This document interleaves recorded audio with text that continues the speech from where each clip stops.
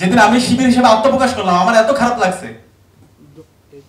কিছু মানুষ বলা শুরু করছে তারা আমরা উই আর ডিফিটেড, আমরা প্রতারিত হয়েছি। এটা কেমন কথা? এই জাতি তারা আয়না করে থাকতে প্রস্তুত, তারা ফেসিবাদে থাকতে প্রস্তুত, কিন্তু শিবির আন্দোলনে সহায়তা করবে, শিবির আন্দোলন নেতৃত্ব দিবে, এটা শুনতে তারা প্রস্তুত না। এটা আমাদেরকে অনেক বেশি কষ্ট দেয়, অনেক বেশি ব্যথিত করে, এবং আমাদের শহীদরা যদি বেঁচে থাকতো তারা অনেক বেশি কষ্ট পেত, তাদেরকে অনেক বেশি ব্যথিত করত। আমরা যদি এই অভ্যুত্থান দেখি, এই আন্দোলন দেখি, এই বিপ্লব দেখি, শহীদদের যে আকাঙ্ক্ষা ছিল সে আকাঙ্ক্ষা হচ্ছে আমাদের এই বাংলাদেশটাকে ইনসাফ ভিত্তিক একটি বাংলাদেশ বিনির্মাণ করা। আমাদের এই বাংলাদেশে যে ফেসিজম ছিল সেই ফেসিজম যেন ভবিষ্যতে কেউ প্রতিষ্ঠা করতে না পারে, তার বিরুদ্ধে লড়াই করা। আমাদের এখানে যে আগ্রাসন ছিল, এই আধিপত্যবাদ, সেই দাদাগিরি যেন কেউ আর করতে না পারে, সেটার বিরুদ্ধে লড়াই। আলহামদুলিল্লাহ 24-এর ছাত্র জনতার অভ্যুত্থান পরবর্তী আমাদের তারুণ্যের মাঝে সেই স্পিড আছে, কিন্তু আমাদের কষ্ট দিচ্ছে।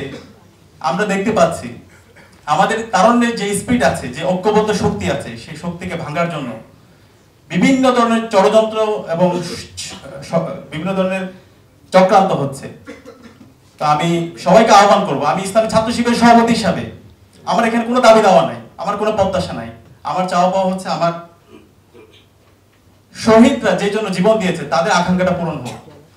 এখনো শহীদদের রক্ত দেওয়ালে লেগে আছে, এখনো আমাদের গাজী ভাই এবং বোনেরা হাসপাতালের বেতে কাতরাচ্ছে, কিন্তু আমরা তাদের স্মৃতিগুলো ভুলে যাচ্ছি। আমরা তাদের স্মৃতিগুলো ভুলে গিয়ে নিজেদের মধ্যে বিভিন্ন চাওয়া পাওয়া আমাদের মধ্যে তৈরি হচ্ছে, আমরা বিভাজনের দিকে পা বাড়াচ্ছি। আমি অনুরোধ করব আমরা যেন সবাই ঐক্যবদ্ধভাবে আমাদের এই দেশটাকে বিনির্মাণ করি। আর কত রক্ত দিব? এত রক্তের পরও যদি আমরা দেশটাই করতে না পারি, 24 যদি ব্যর্থ হয়, আগামী বাংলাদেশ ব্যর্থ হবে, আমাদের পুরো জেনারেশনটা ব্যর্থ হবে। আমরা ব্যর্থ হতে দিব না ইনশাআল্লাহ। আমরা এই আন্দোলনে গিয়েছিলাম শহীদ হওয়ার জন্য, আল্লাহ তাআলা আমাদেরকে কবুল করে নাই, কিন্তু আমরা প্রস্তুত আছি শহীদ হওয়ার জন্য। ভবিষ্যতে যদি কেউ ফ্যাসিস্ট হয়ে ওঠার চেষ্টা করে, আমরা সবার আগে গিয়ে সামনে আমরা আমাদের জানকে পেতে দিব। আমরা শাহাদাত তামান্না সবসময় আমরা আমাদের নিজেদের মধ্যে লালন করি।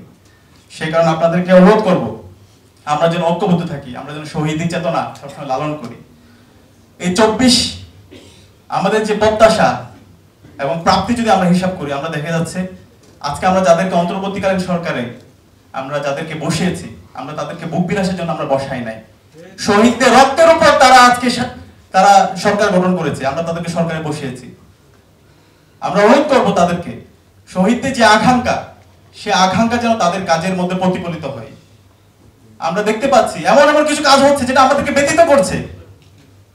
আমাদের ব্যক্তিগত এখানে কারো চাওয়া পাওয়া নাই, কিন্তু শহীদদের যে আকাঙ্ক্ষা, সেই আকাঙ্ক্ষাগুলো তাদের কাজের মধ্যে প্রতিফলিত হোক, এটা আমাদের চাওয়া।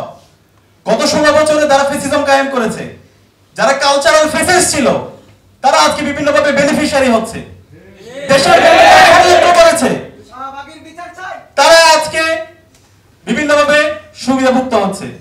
যে শাহবাগ কায়েমের মাধ্যমে এই দেশে বিচারহীনতা সংস্কৃতি তৈরি করেছে, মব জাস্টিস কায়েম করেছে, আজকে তারাই বিভিন্নভাবে তাদেরকে নির্বাসিত করা হচ্ছে। আমরা সতর্ক করতে চাই, অন্তর্বর্তী সরকারি সরকারকে, আপনারা সতর্ক হন।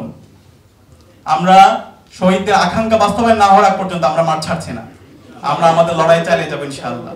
2009 সালে পিলখানা হত্যাকাণ্ডের মাধ্যমে এদেশের সবচেয়ে মেধাবী মানুষগুলোকে হত্যা করা হয়েছে।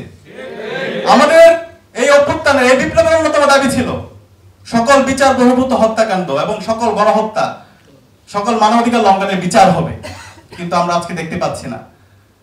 পিলখানা হত্যাকাণ্ডের যে কমিশন হওয়ার কথা ছিল, আজকে এটি গঠন করা হয় নাই। আমরা অন্তর্বর্তীকালীন সরকারকে অনুরোধ করব দ্রুত সময়ের মধ্যে আপনারা কমিশন গঠন করুন, না হয় আমরা জনতায় আমরা আদালত গঠন করব ইনশাআল্লাহ। ফেসিবাদ মুক্ত বাংলাদেশে আজকে ঢাকা বিশ্ববিদ্যালয়ে ইসলামী ছাত্র শিবির প্রকাশ্যে প্রোগ্রাম করতে পেরেছে, আলহামদুলিল্লাহ আলহামদুলিল্লাহ আলহামদুলিল্লাহ। প্রিয় সংগ্রামী ছাত্র জনতা, আপনারা জানেন ইসলামী ছাত্র শিবিরের উপর এবং এদেশের আপমর ছাত্র জনতার উপর গত 16 বছরে কি ধরনের দুঃশাসনের মধ্যে দিয়ে আমাদেরকে যেতে হয়েছে। শিবির সন্দেহে যখন ক্যাম্পাসে কাউকে পাওয়া গেছে, তাকে নির্মমভাবে নির্যাতন করা হয়েছে। নির্যাতন করার পরে তাকে থানায় দেওয়া হয়েছে। থানায় দেওয়ার পরে তাকে মামলা দেওয়া হয়েছে, এবং এই মামলা দেওয়ার পরে এই দেশের যারা সুশীল সমাজের প্রতিনিধি ছিল, আমাদের বিশ্ববিদ্যালয়ের শিক্ষকরা ছিল, তারা এটার বৈধতা দিয়েছিল। শিবির মানে তাকে মারা বৈধ, শিবির মানে তার বিরুদ্ধে মামলা দেওয়া বৈধ, শিবিরের কোনো মানবাধিকার থাকতে নেই। আবরার ফাহাদ যখন শহীদ হয়েছে, আবরার ফাহাদের শাহাদাত পরবর্তী কিছু মানুষ এবং এদেশের মিডিয়া তারা কথা বলতে শুরু করেছে, না, শিবির সন্দেহে কাউকে মারা যাবে না, শিবির সন্দেহে মারলে এটা একটু খারাপ কাজ, কিন্তু কেউ যদি শিবির হয় তাকে মারা যাবে। কিন্তু এই 24-এর অভ্যুত্থান পরবর্তী আমাদের শহীদদের আত্মত্যাগের মাধ্যমে আজকে আলহামদুলিল্লাহ আমরা আমাদের অধিকার ফিরে পেয়েছি। এদেশের আপামর ছাত্র জনতা তাদের অধিকার ফিরে পেয়েছে। আজকে শিবির পরিচয়ে আজকে আমরা আপনাদের সামনে কথা বলতে পারছি। আমরা যে মানুষ, আজকে আমরা মানুষ হিসেবে আপনাদের সামনে আমরা দাঁড়াতে পেরেছি আলহামদুলিল্লাহ। সে কারণে আজকে প্রোগ্রাম শুরুতে গভীর শ্রদ্ধার সাথে স্মরণ করছি 24-এর ছাত্র জনতার অভ্যুত্থানের সকল শহীদদের। আল্লাহ পাক সুবহানাহু ওয়া তাআলা সকল শহীদদের জান্নাতুল ফেরদৌসের মেহমান হিসেবে কবুল করুন, আল্লাহুম্মা আমিন। প্রিয় সংগ্রামী ছাত্র জনতা, আমাদের প্রত্যাশা কি? এই যে বিপ্লবটা হলো 5 জুন থেকে 36 জুলাই পর্যন্ত, মাঠ পর্যায়ে সমন্বয় এবং পলিসি মেকিং এর সাথে আমরা যুক্ত ছিলাম। এখানে হাসনাত আব্দুল্লাহ আছে এবং সার্জিস, নাহিদ, মাহফুজ আব্দুল্লাহ ভাই, আসিফ মাহমুদ, এই মানুষগুলোর সাথে আমার প্রথম বর্ষ থেকে আমার পরিচয় ছিল।